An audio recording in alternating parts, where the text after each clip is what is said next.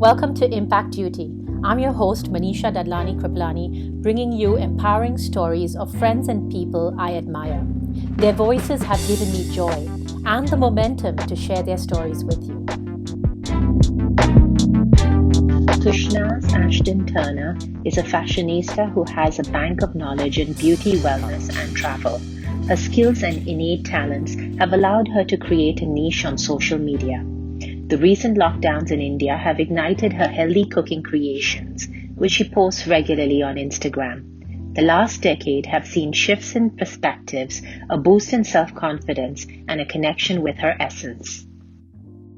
Hi, Tushnaz. Welcome to Impact Duty. How are you?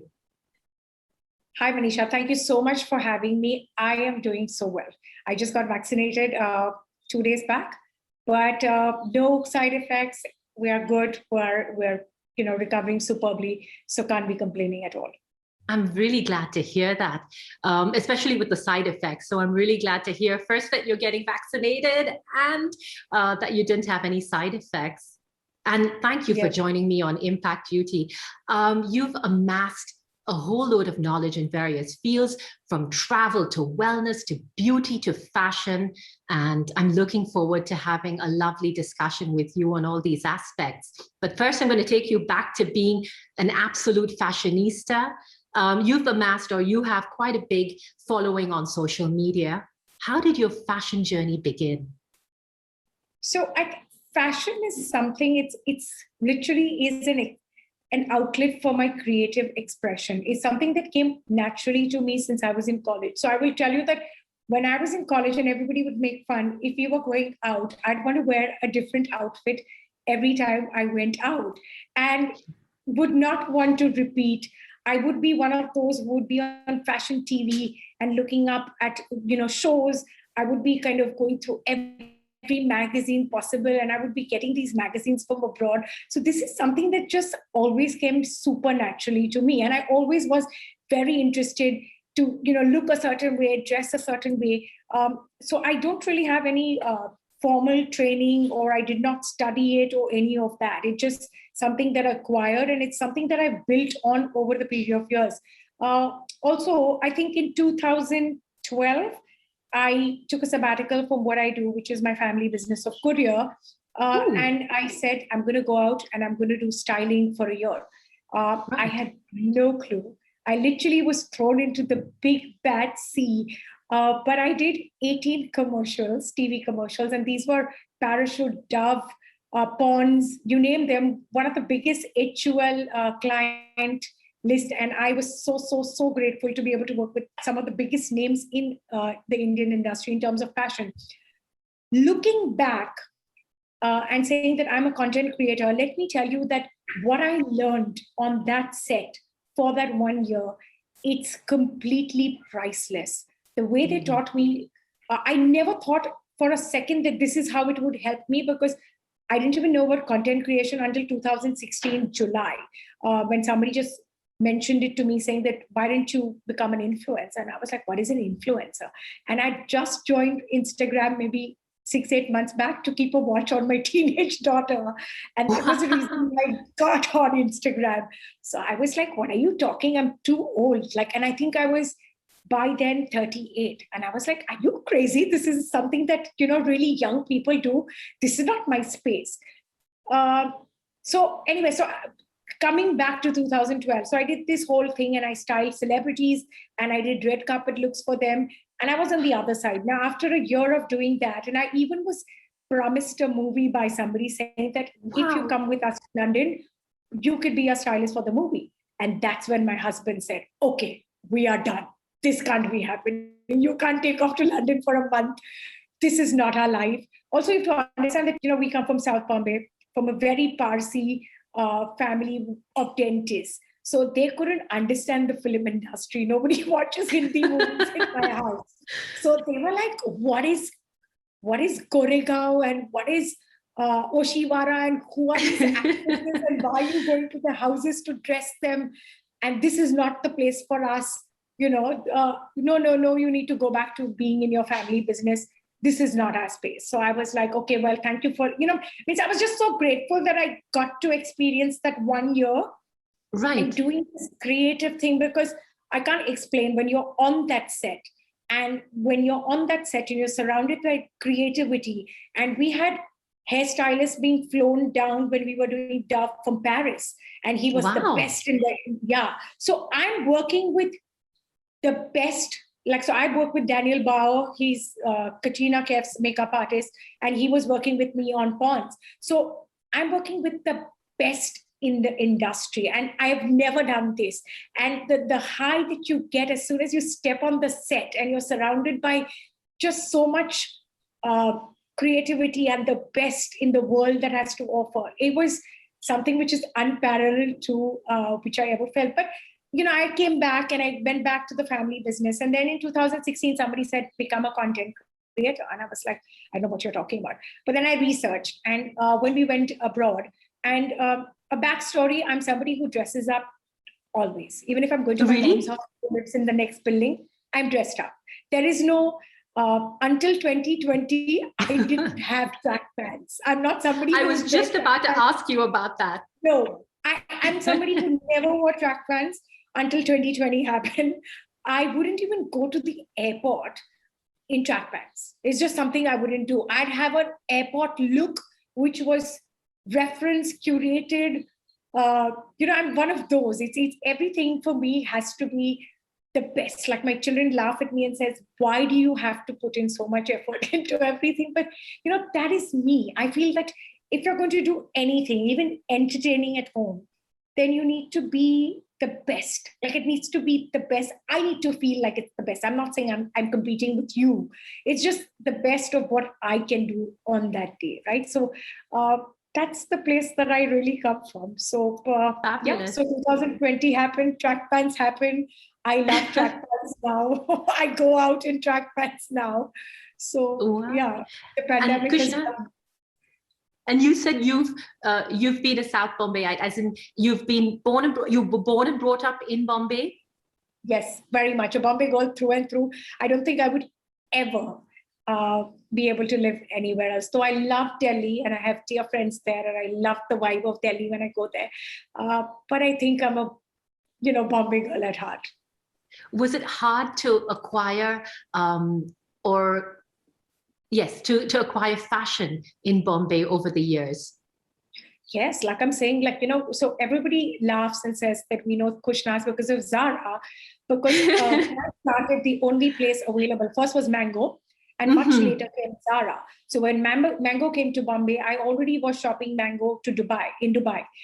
Right. So I was a spoiled little girl. Let's also be very clear on this. So my dad, at the age of 17 or 18, would send me once a year to Dubai to shop.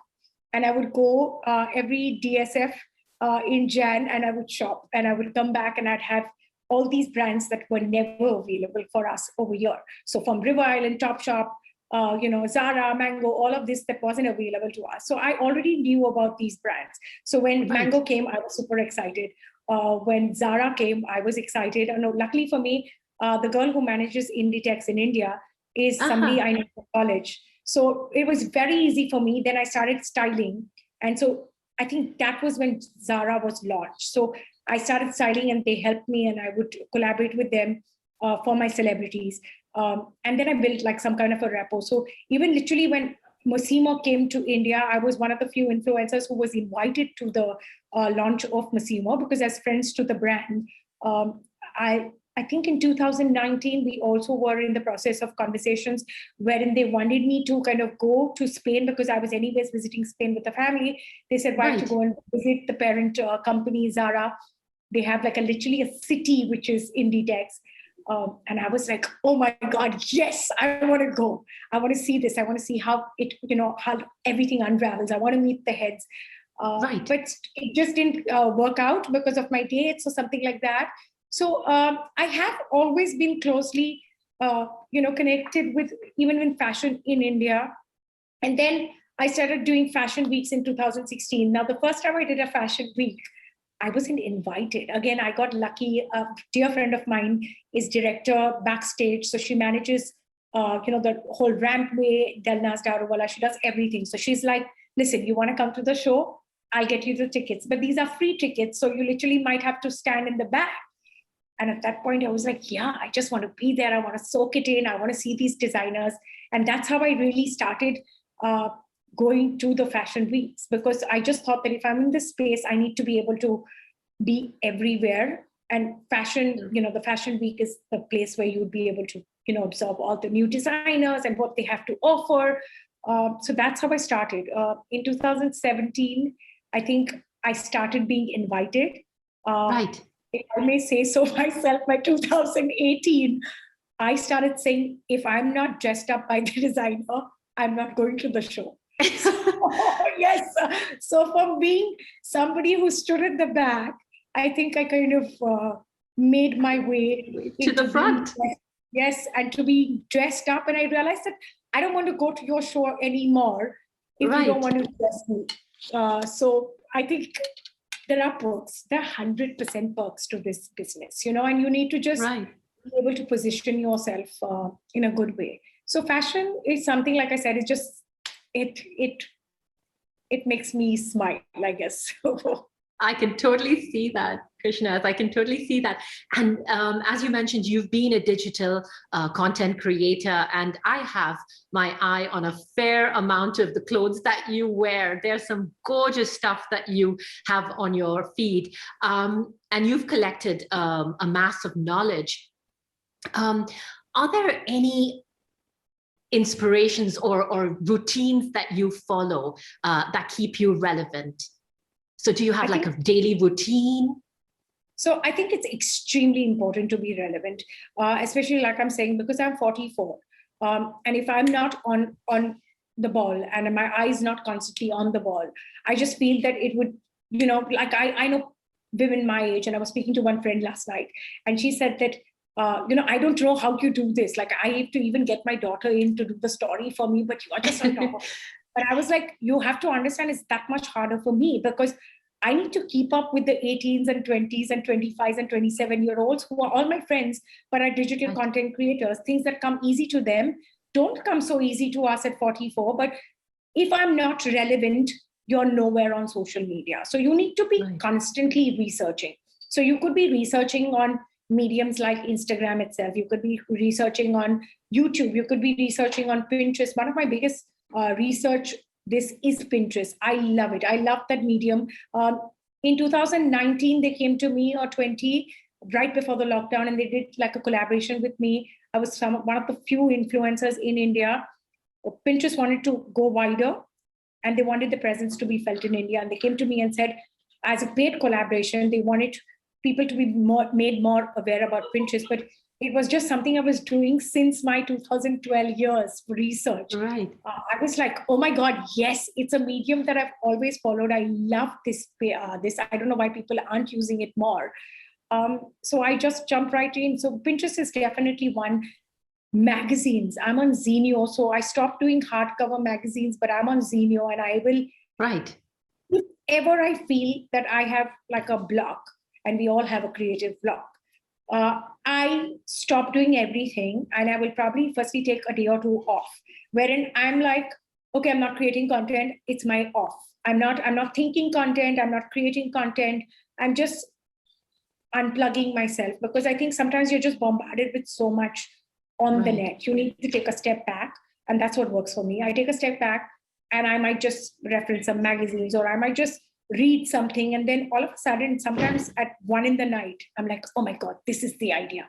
And then I'll note this down. And my manager had once told me, do not message me at 1 a.m with the idea. In notes, and call me the next day, Kushnaz. We can all wait. You need to be able to, just because on social media, and there is no 9 to 5, right? For us, our minds are constantly being bombarded with so many visuals. So you don't really know when that idea comes. She's like, yeah, well, I don't care. Doesn't mean that you message your team at 1 a.m. It's just something that you need to learn to switch off. So, and which was a valid point. I think somewhere I've also decided this year, and she said this to me a couple of months back, is that I make, like, I have an app that says time something. It's a lovely app. I put it in I write tomorrow's date, and I say, these are the things that I need to discuss with my team, or these are the things we're going to do tomorrow. Another thing is that over a period of time, I realized that as a content creator, you need to have a plan.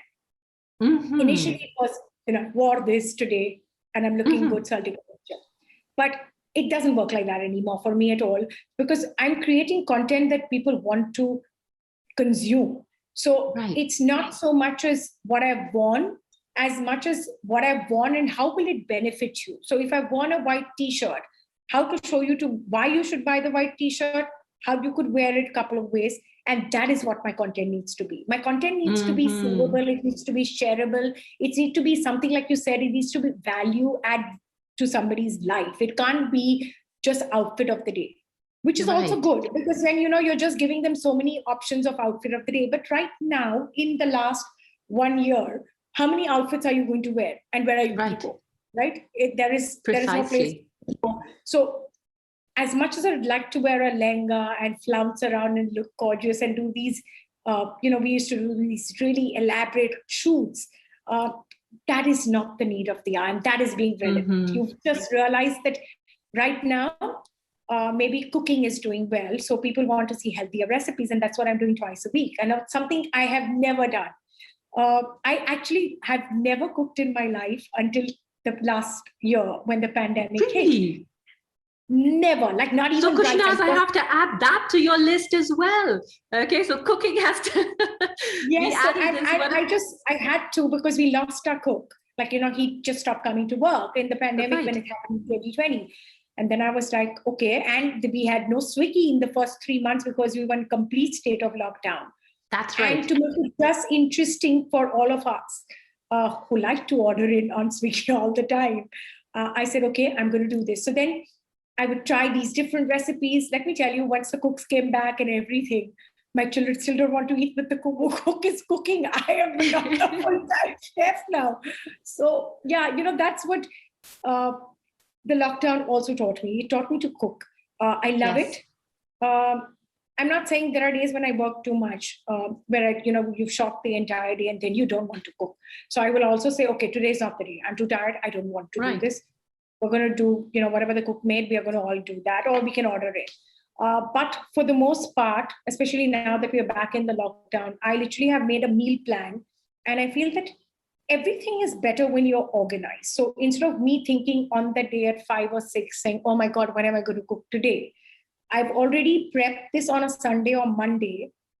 And we've got like a calendar wherein I've written everything. So even my help knows what we're going to cook on that day. It becomes very easy for her to prep or to make sure that whatever the ingredients are available and are there in the house. So none of us are running around like headless chickens. I just feel that, there needs to be a plan for everything that you do. Yeah, like it needs to be, I think your day, your productivity just increases when you are a little more, organized, I say. Wow, that's a fabulous tip. And I'm also going to ask you now about beauty tips. So you're not just a fashionista, you have incredible ideas on makeup and beauty. Give us a tip or two, Krishna, something that you think is important that we keep in mind. Okay, so firstly, I think that beauty shines from within.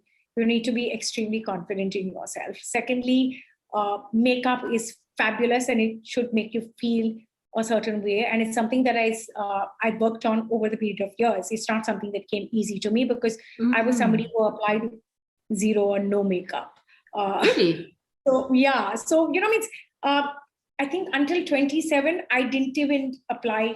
I would go to Jiniar. He was my dermat at that point because my mom was going to him for years. He was the best at that point in the industry, and he would give me a facial once a month. And I would come back home with these little Ziploc pouches of his products in it, and I swear by them.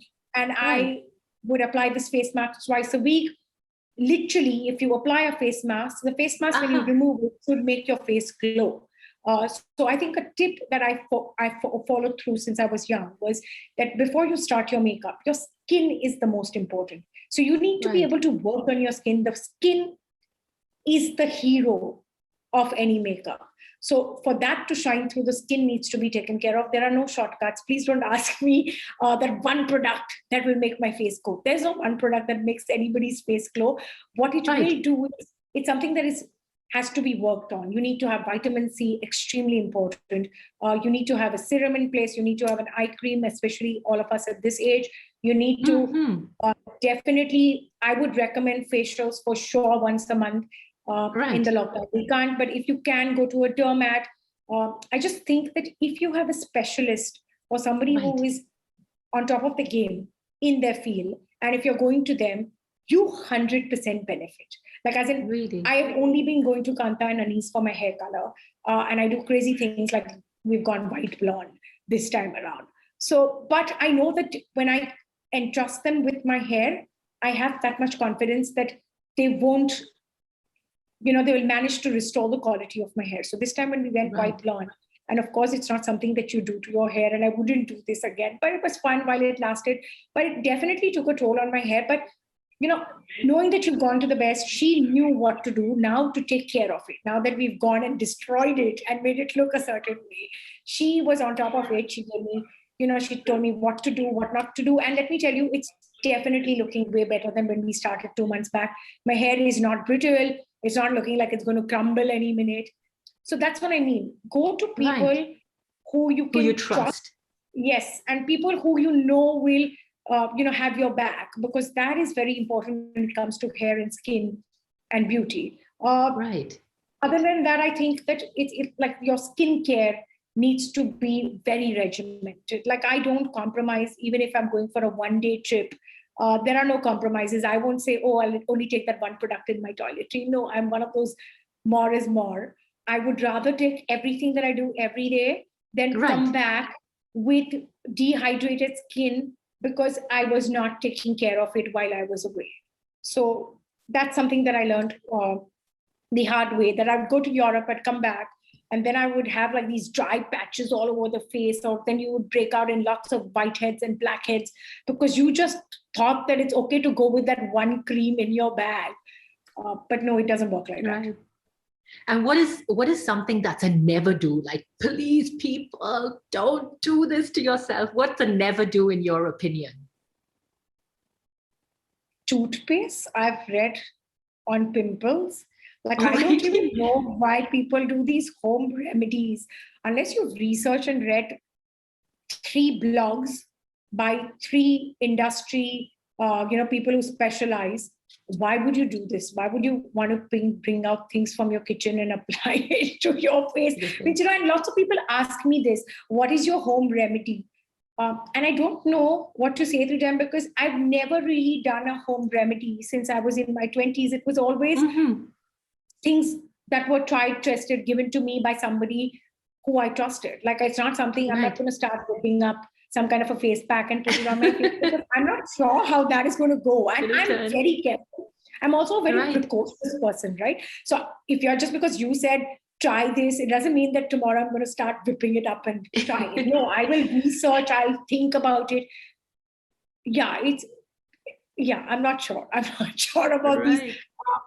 I believe even lemon straight on your face, not so advisable. I don't know, there are lots of things that people put on their faces. I'm just thinking why. Like, a little bit more wary about all the natural remedies.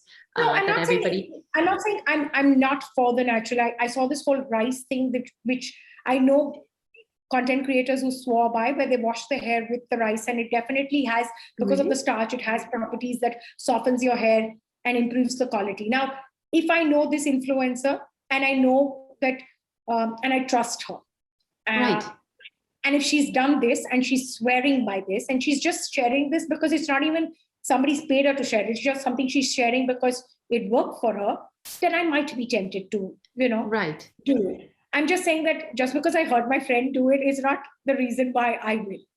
So it needs to come from somebody who is an opinion leader in that field for me to be confident enough for me to try something. Right. And Krishnas, I discovered you earlier this year. So I did this SoFit challenge, which is this fitness challenge. Like, you've been doing it for a very long time. And it's curated by Saurabh Kushrashai. I hope I pronounced his name right. Yes. So I did one challenge, but you've done many. So I'm going to actually bring you to the SoFit challenges and how that has impacted your life. And first and foremost, what is it all about? Okay, so it's about, so when I joined the first one, I joined because all of a sudden I was at this weight, which I've never been in my life, which is 53. Now, I was like, oh my God, I'm at 53. All my friends are at 50. How did I reach this? When did this happen? You know, all of a sudden I was wearing medium when all my life I've been a smaller and extra small. And I was like, okay, I've heard so much about this Saurabh. I'm going to get on one of his challenges and let's see where that goes. In the first challenge, which is my first 40 days, I didn't lose the kgs. I lost the inches. And for me, everything is a visual. Yeah, it's a visual. I don't really care. I don't even have a weighing scale in my house. None of us care on a weighing scale. We don't really care. And that's the person I've been. Also, backstory, I'm not somebody who's had to fight with weight her entire life. Like, I'm genetically very blessed. I eat sugar and I consume sugar, which is, yeah, if Saurabh were here, I'm so bad with my sugar. So I went to this thing with the worst eating habits. Like, I'm telling you, at that point, I was marketing with my brother, because until 2020, I was still working in the family business and doing this side by side. I was doing two things at the side.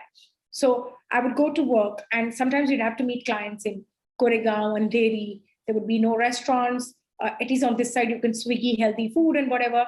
I would go there and my lunch would be 2 packets of Lay's, 1 Diet Coke that I got off the road. And that would be my lunch. So I'm somebody who's never had to bother about what she put in her mouth or in her stomach. So weight was never an issue, but unhealthy. And I went to Saurabh and we did the first challenge, and it was like a eye opener. I was like, what? And I'm somebody who would go to the gym and be like to the trainer, okay, let's just do the lower body because that's my problem. My hips are my problem. I don't want to stretch. Don't waste my time. I don't want to do my, warm up.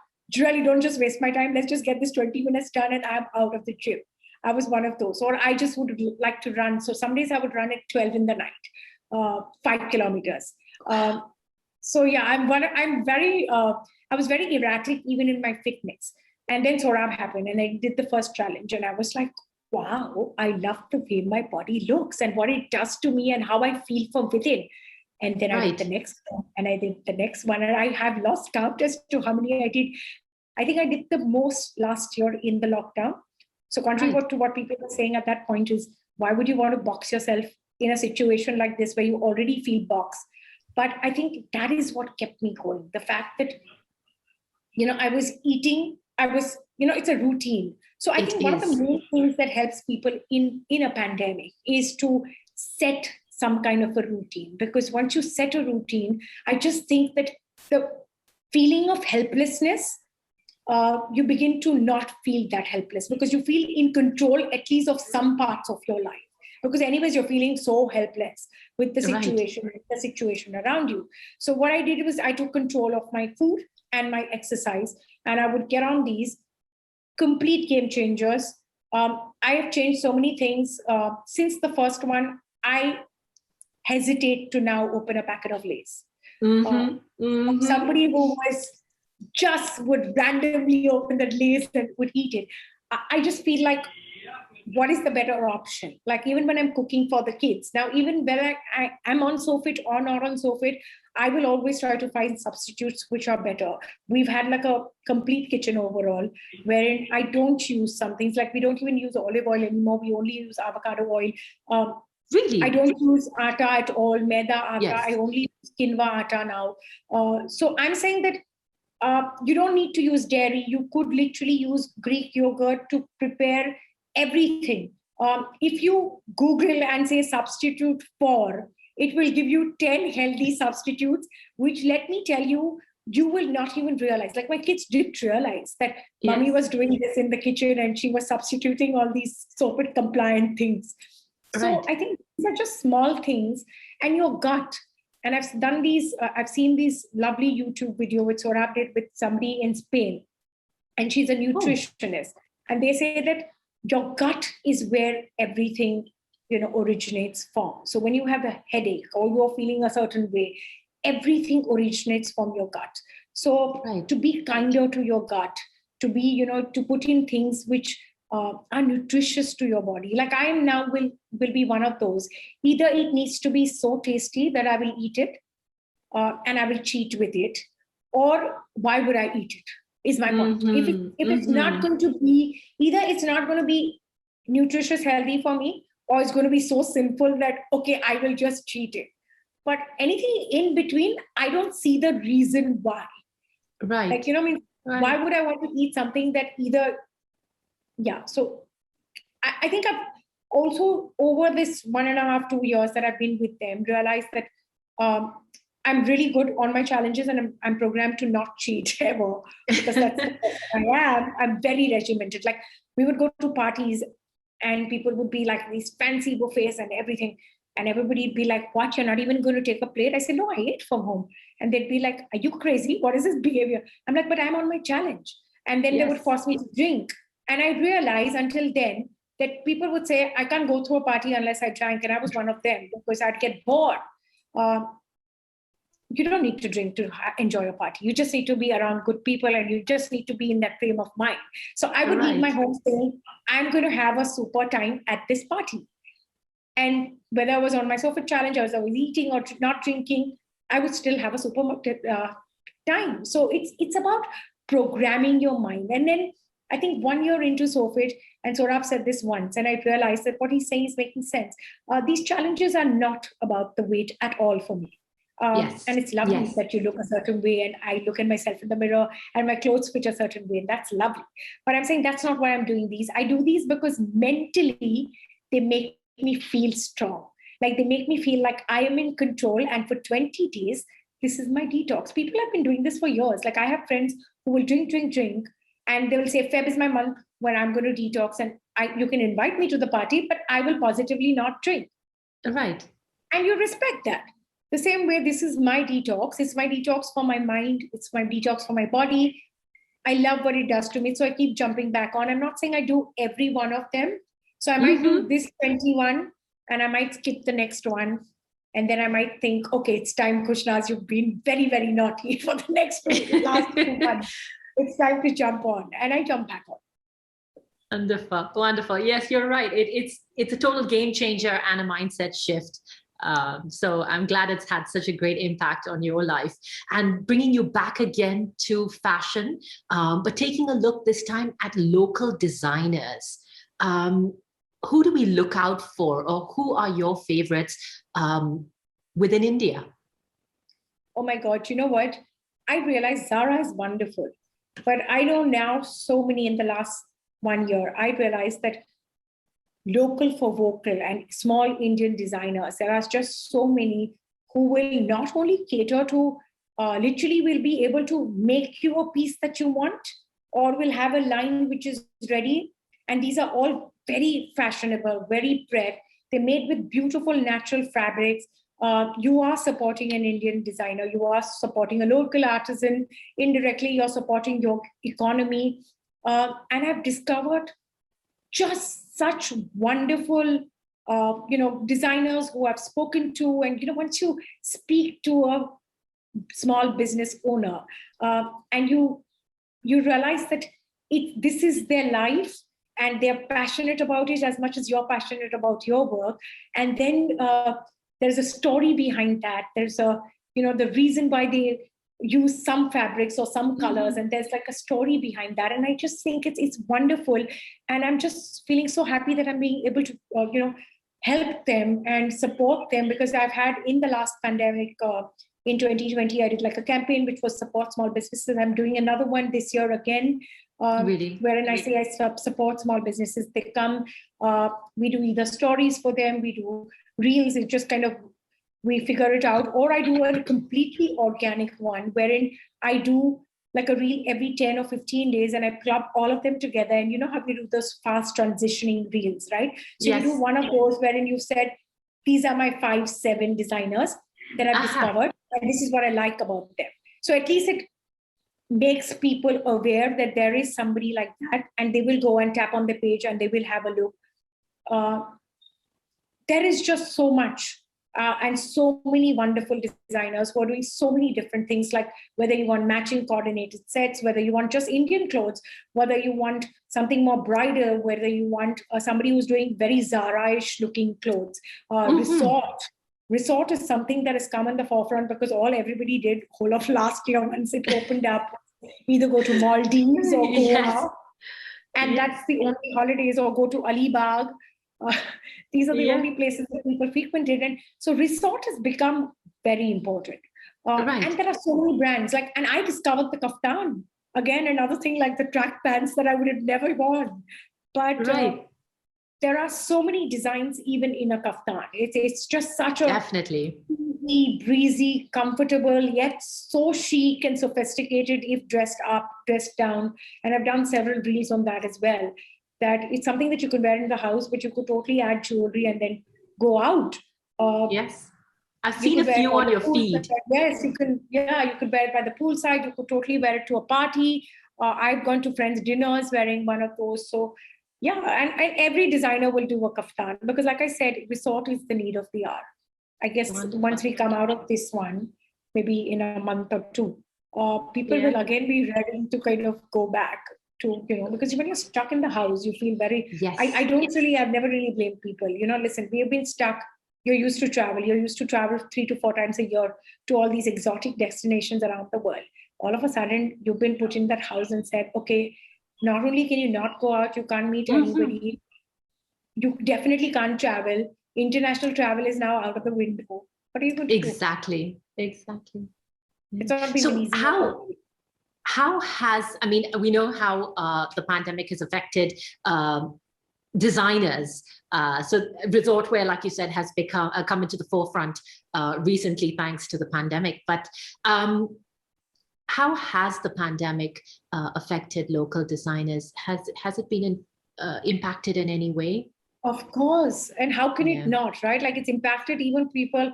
I think the digital content space is the only space that people were doing well on.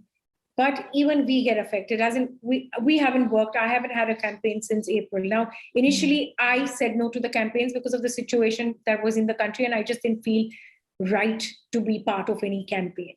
That was my take on it at that point. This was my personal opinion. Having said that, campaigns are on hold. This obviously impacts everybody. It also, this uncertainty of being in a lockdown impacts people's spending. If people's spending gets impacted, then obviously you're not going to buy. So it indirectly affects so many people. Also, designers get so fearful of a lockdown because these small artisans or karigars or tailors that you have, they will run away. They run back to the village. They're just so scared to be here in that one small place where they all live.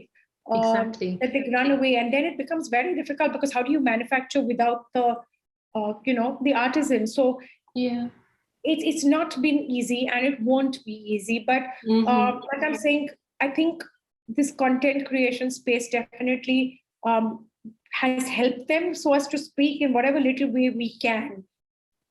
We are supporting them. So it's like if you give me a choice.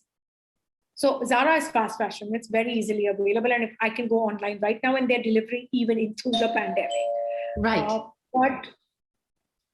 And seamlessly. The whole process is very seamless, for sure. And it's easy fashion, which denim to buy, what size fits you. I agree.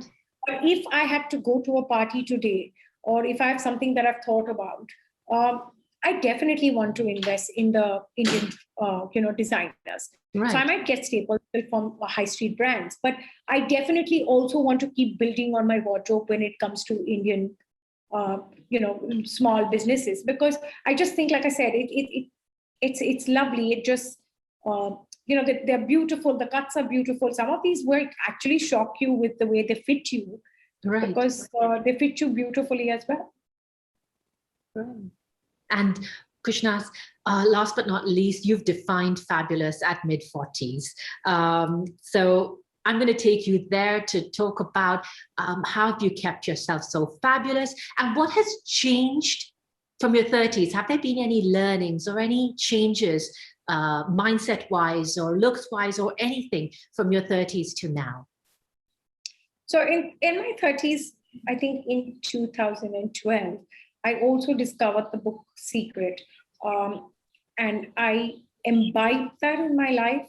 I say my gratitude every single day, twice a day, more so in the lockdown, because, uncertainty brings about discomfort, sadness, not feeling a certain way. And that's when you want to practice this even more, because it definitely makes me feel a certain way. I believe in saying gratitude. I believe in thanking people. I believe in being grateful for the things around me, the smallest things. I also believe in affirmations. They've helped me. Even when I have an anxious moment now, I also believe that the universe has my back. So when we were discussing and nobody was getting these vaccines, and everybody's like so anxious, oh my God, there are no vaccines, and what are we going to do? And when is it going to happen? And everybody's going on these COVID apps. And even I did that for like a couple of times. And then you get so dejected because even before you've gone to the green, it's gone. Like the slot is gone. And then I realized, and I said to myself, everything that happens in my life happens for the best. Maybe this is not my time to have the vaccine. And maybe this is not the vaccine for me. Right. I need to trust that the universe has my back. And when it will happen, it will happen. As soon as you say this and you mean it, see, saying it is not important. It's the meaning it. I just feel that 3-4 days down the line, somebody called us and said there was a slot, because my husband's a dental surgeon, and they would have made it happen for me as well because I'm his spouse, and it opened up. Now, I believe that in a lot of situations. So even when I used to be anxious on my set, and it's high pressure. When you're styling on a set, it's high pressure. They might come to you in the last 10 seconds and say, okay, that outfit is not going to work. Go and find something from the box, and it's one rag, and you need to make that work. And if you're somebody who can't take pressure, then that is not the job for you, because you crumble, like the whole set has stopped working because they want that perfect outfit, or they want that lipstick shade, or the hair is not working in that certain way. And I would be so anxious one day prior to my shoots. And then I began saying, everything that happens for the best. And I know that the universe has my back. And only the best things happen to me. And that's, I genuinely believe only the best people come into my life. I genuinely believe I've been helped by the best people, even in my content creation. Again, I came from a space of not knowing anybody, not knowing anything. I've been helped by women who I've called them my godmothers, because they've helped me. They've just been so kind. They've nurtured me. They've taken me under their wing. Brands who trusted me when I was at that point, there were no other influencers. And even at 8 or 10,000, and they've trusted me with luxury brands like Estee or Jo Malone or Longchamp, and said that, no, we know that, this is, you imbibe the brand, or you resonate what the brand stands for. So I just feel that this space has been very, very kind to me. And everybody around me has also been kind. So that's something that I think my 30s, I accepted a lot of things about myself.